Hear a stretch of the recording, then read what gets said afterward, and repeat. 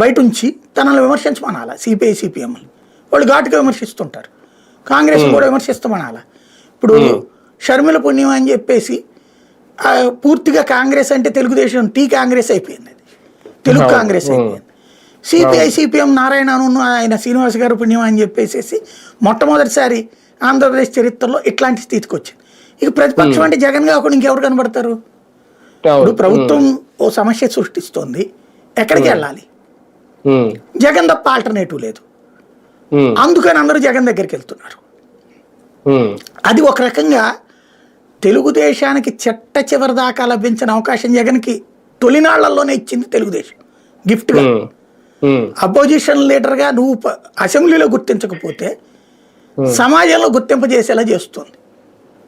అది ఇక్కడ logical missing వీళ్ళు. అవును అవును, ఒక రకంగా అదే కలిసి వస్తుందేమో రేపొద్దున జగన్మోహన్ రెడ్డి గారికి. చెవులేము అంటే దాంట్లో చివరిలో ఎట్లాంటి గేమ్స్ ఆడతారో తెలియదు. బేసిక్గా అయితే ప్రస్తుతానికైతే జగన్కి అది ఫెచ్చింగ్ కొంత ధైర్యం వచ్చింది జగన్కి.